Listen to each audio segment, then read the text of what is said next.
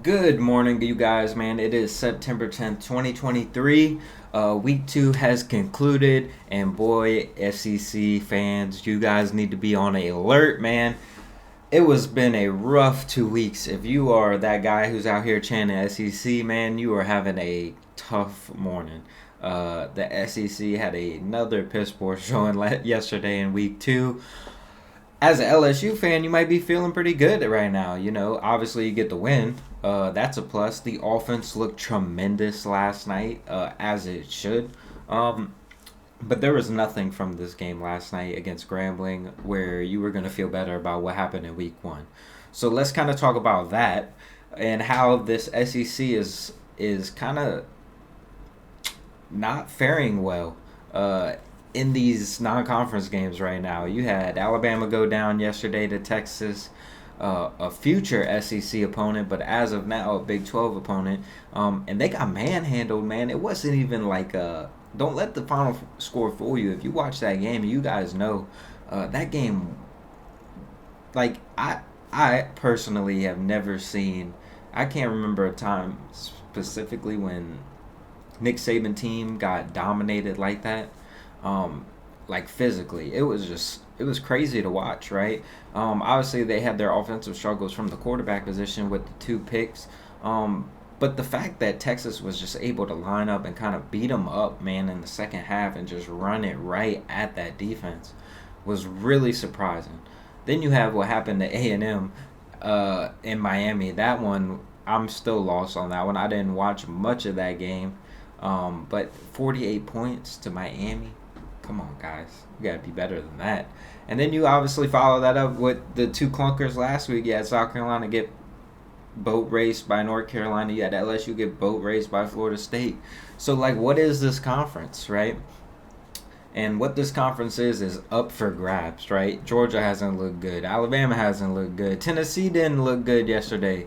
So it's like, what are we getting from this conference? If you're an LSU fan, man, you got to be ecstatic.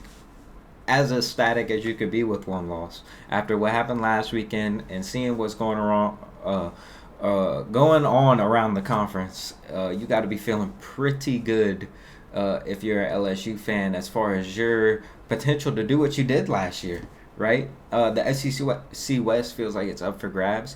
This could be a year where like Arkansas could go to the SEC West championship, like one of those crazy years. I got a feeling for the SEC because, man, I'm telling you guys, Alabama just doesn't look the same with Jalen Milroe at quarterback. They can't move the ball like that. If you can stop them from running the football and put the game in his hands, which is what Texas did in the second half, they got out in front, they made him play catch up, and it was a struggle. All right, so the vulnerabilities there. A&M doesn't look great. Arkansas, you know, Arkansas is Arkansas. Auburn barely gets a win against Cal last night. Obviously, it's always tough playing on the West Coast, but still nothing to write home about, right? 14-10 final score over there in Berkeley, and you just, I mean, I don't know. This conference as a whole, man, just feels so down. The quarterbacks in this conference just aren't there, right?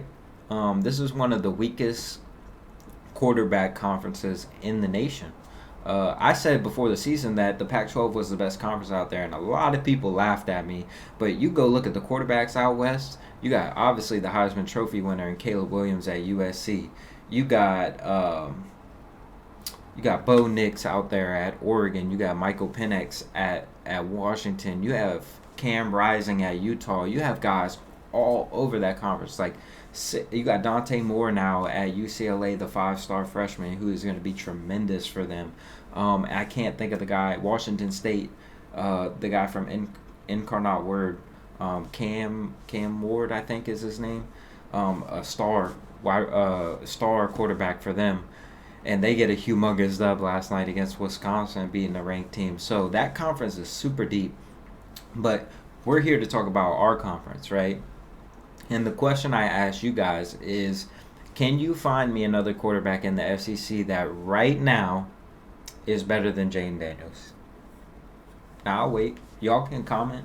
Let me know in the comments, man. I'll respond back to all of them. That being said, man, if you guys haven't already, man, make sure you like this video, subscribe to the channel. Like I said, let me know Who do you think is better than Jayden Daniels? Because to be honest with you, I think LSU has two of the top five quarterbacks in the SEC. That I'm just giving it to you straight right there. I think you put out Garrett Nussmeier out there, you have the same exact production as you have as Jayden Daniels. And Garrett Nussmeier can go start for any team in the SEC right now. Any team. Maybe there's like two or three. Maybe that he could. But you give Georgia Garrett Nussmeier, guys, it ain't even a discussion. Carson Beck is sitting his ass right back on that bench. You give Jayden Daniels to Georgia, same thing. You give Nick Saban, Garrett Nussmeier, Jayden Daniels, we're not even talking about this, man. We're not even talking about this. Alabama rolls last night. All right? If they have anybody playing quarterback other than Jalen Milroe, he was that bad at times. But this conversation about Jayden Daniels, man, a lot of people, so many people after week one, took the scapegoat route, man, and they just put blame on Jayden Daniels. And that game last week wasn't on Jayden Daniels. I hate to break this to you, but I also know that if you don't like Jayden Daniels at this point, you're never going to like Jayden Daniels. So I'm not going to try to beat it down you know, and try to chop that tree down because it's not happening. You're not going to change your mind. I get it. I would feel the same way. I used to feel the same way about, the Jordan Jefferson, Jared Lee situation, right? Jordan Jefferson won us the game against Alabama in 2011. But he also lost us the game against Alabama in the national championship game because he was terrible, couldn't complete a forward pass. That's a story for a different time. We're not even going to bring up those types of dark memories on this beautiful Sunday morning here. We're here to talk about Jayden Daniels. And like I said, you go look around the SEC, you know, KJ Jefferson's a good quarterback. I think Jayden Daniels is better than Will Rogers, Connor Wigman, Peyton Thorne, and Robbie Ashford at Auburn, Jalen Milroe and Ty Simpson. I mean, he's easily the best quarterback in the West, right? I mean, KJ Jefferson is pretty good. I think KJ Jefferson is a good quarterback, and he's definitely up there. But I think Jayden Daniels is better than him. And anybody who can tell me with a straight face and make the argument that he's not the best quarterback in the SEC right now, I'd like for you to show me somebody. You have Carson Beck obviously at Georgia, who's been, struggling to kind of get his footing, and that offense as a whole has kind of been struggling. So I'm not really going to put all the blame on Carson Beck because that offense with Mike Bobo just doesn't look the same.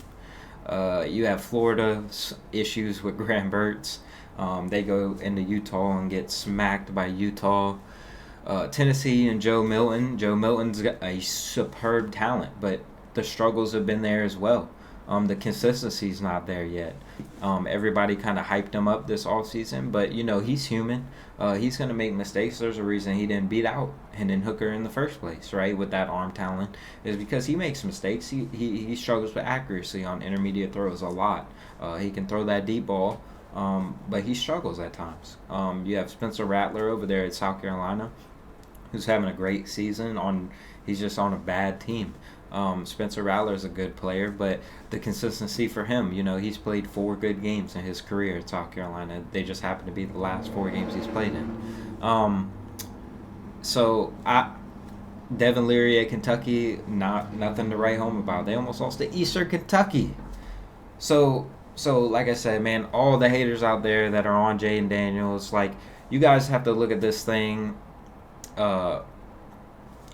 from the LSU perspective, man. Like, LSU is set up at quarterback. Like, don't look at this as a negative thing because, like, Garrett Nussmeier is not playing. Like, don't get me wrong. Garrett Nussmeier is a star player, and I think they should let him play a lot during the games.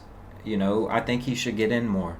It's like, but you have to take into account, man, you have one of the best quarterbacks. You have the best quarterback in the SEC on your roster. And you could argue that Garrett Nussmeier is better than him. So your quarterback room is the best quarterback room. And when you have the best quarterback room in the SEC, you have a chance to win this league any day of the week.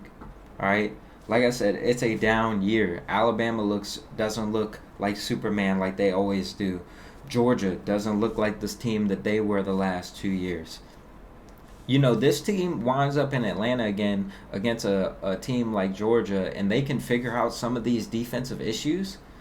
Man, I'm telling you, they got the players, man. That's all I'm gonna say is they got the players, they got the guys. I think they got the coaching staff to get this thing done. Like, everybody obviously likes to harp on the first game, and man, but the SEC as a whole looked like garbage the last 2 weeks. Alabama didn't look good. Florida didn't look good. Tennessee hasn't looked good. Georgia hasn't looked good. So you can point at any team in the SEC and point out any of their flaws, just like LSU has flaws. Now, I'm not sitting here saying LSU's going to go win the West because of this.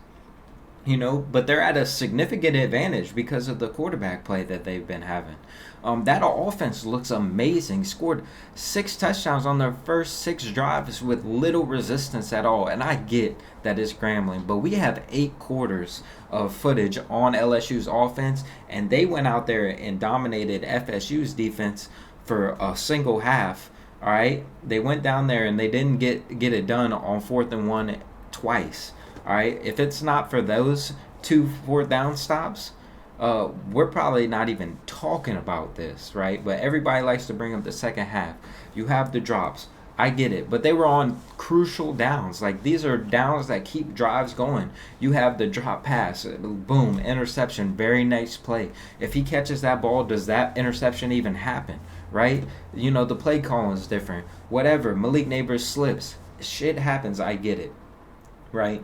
But we have 8 quarters of LSU's offense being significantly better than it was last year. And I think it's time you guys need to start realizing that that this offense is the top tier in the league. There hasn't been an offense yet that I've seen in the SEC that looks better than LSU's. And I can say that with all the confidence in the world because as a unit together, as bad as they looked at some points in that FSU game, y'all are going to have to come to realize that FSU is just a damn good football team. And I know people don't want to hear that. Like, LSU's a damn good football team too. But you know what? LSU didn't make the plays, right? That was a 50-50 game at halftime where any team could still win, right? Florida State didn't start blowing us out until the second half, right? And they blew us out because of mental mistakes and errors on crucial downs. So you have to look at that. You have to take that into account, man. I'm not sitting here saying LSU's going to go on and win the SEC or even win the SEC West. They could go freaking 8-4 for the rest of the season. They might lose in Starkville next week. I don't know. All right. But I know I got supreme confidence in that offense to score points. And if they can ever figure out how the hell to guard a wide receiver on defense, listen. Going to be some problems in the SEC because if they get that thing figured out on defense, they put Harold Perkins finally back on the line of scrimmage where he belongs and stop letting his ass play middle linebacker and drop into coverage every play. Once they realize that, look out, man, because here come the Tigers.